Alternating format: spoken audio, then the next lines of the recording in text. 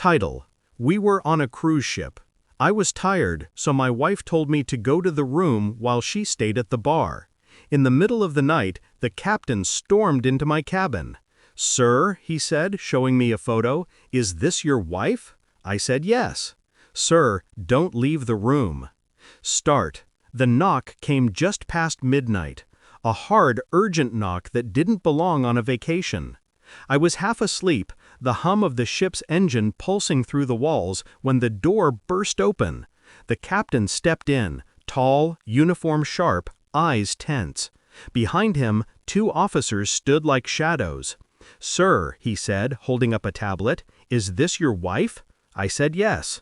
"Sir, don't leave the room. Start." The knock came just past midnight, a hard, urgent knock that didn't belong on a vacation. I was half asleep, the hum of the ship's engine pulsing through the walls, when the door burst open.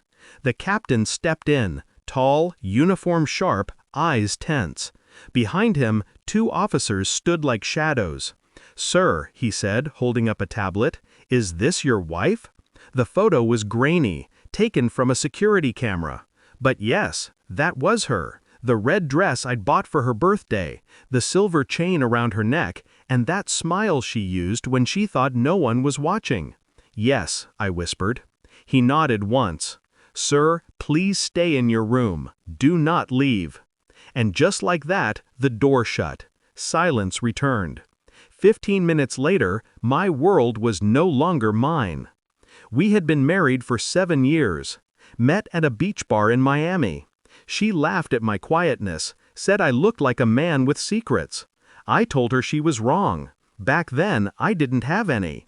She was the kind of woman who filled every space she entered: light, laughter, noise. I was the opposite: calm, reserved, a quiet financier who preferred control over chaos. Maybe that's what drew me to her. But love, I learned, has a cruel sense of humor. That night, before everything unraveled, she had insisted I go rest. "You look exhausted," she said, brushing my hair back. "I'll join you later. Just one drink." I believed her. Of course I did. Hours later, when the captain returned, his voice colder than before, I knew something irreversible had happened. "Sir," he said, "we found your wife. She fell from the deck. We're conducting a search operation." Fell. The word didn't register. He said it like she'd dropped a glass of wine, not a life. I remember staring past him, out the cabin window, at the endless black of the ocean. The waves were calm, uncaring. They told me later that she'd been drinking with someone, that she leaned too far over the railing. An accident, they said. But the captain's tone had something in it, something unsaid, and I knew. It wasn't an accident. I spent the rest of that night replaying everything. Her laughter, her insistence I sleep early, the way she'd been distant lately, her phone always face down, the late-night messages she forgot to answer. By dawn, I was no longer a husband in grief. I was a man with questions. And questions, in my world, are just the first layer of answers waiting to be uncovered. When we docked, I didn't cry. I thanked the authorities, signed papers, and took her things. Among them, a waterproof phone case. Inside, her phone. I waited until I was home before opening it. Face ID still recognized me. She'd never changed it. The first message I saw was from him. "Same bar tonight?" He'll be asleep. My heart didn't race. It slowed, like time itself was pausing to make room for clarity. There were dozens of messages, hidden under a fake contact name. Videos, photos, plans. He was a crew member, bartender, young, stupid, smiling in a way I never did. But what broke me wasn't the affair, it was the last message she'd sent, an hour before she fell. "He's so boring.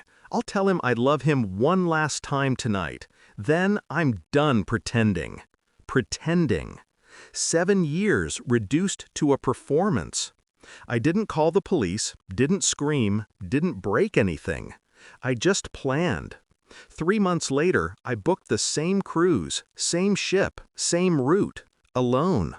I'd learned a lot by then: names, schedules, routines. The bartender was still there, promoted to bar supervisor now. Life had moved on for him. Good, that made it easier. On the first night, I sat at the bar and watched him. He didn't recognize me. Grief had reshaped my face into something unremarkable. I ordered her favorite drink, whiskey sour, 2 lemons. He smiled. Good choice. That's rare. I learned it from someone, I said. He nodded, mixing it without a thought, completely unaware that his hands were crafting the first move of his undoing.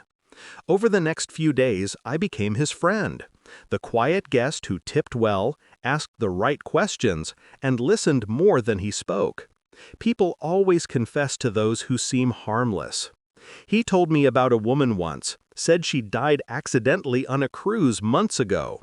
Crazy story, he laughed. Fell off the railing. Poor guy she was married to. Did you know her? I asked softly. He hesitated, then smiled. A bit. That smile sealed his fate. By the 4th night, I had what I needed. His voice recorded, bragging to another crew member about how she'd slipped while they were messing around. Did you report it? The other asked. He smirked. Would you? They'd fire me. She was drunk. Nobody would believe me anyway. The next day, I sent that recording, along with the saved messages, photos, and timestamps, to the cruise company's legal department, the maritime authorities, and the press. But that wasn't the revenge. That was the prelude. The real strike came that evening. They called him to the captain's deck, the same captain who'd once knocked on my door. I watched from afar as security escorted him through the crowd, passengers staring, whispers rising. His face shifted from confusion to horror when he saw me. He tried to speak, but I just raised my glass. To the sea, I said quietly. It takes what it's owed. By morning, his name was in every headline. Negligence, manslaughter, dismissal. The ocean had a witness now. Me. When the ship docked, I stayed in my cabin for a while, listening to the sound of the waves. I didn't feel joy, not really, just quiet. People think revenge is fire. It isn't. It's ice. Slow, silent, deliberate. Before I left, I walked to the same railing where she had fallen. The wind was soft that day, the horizon endless. I whispered, "Pretending's over." Then I turned, walked back to my cabin, and closed the door behind me. Some nights I still hear the ocean, steady, patient, eternal. It reminds me that justice doesn't always roar. Sometimes it simply waits.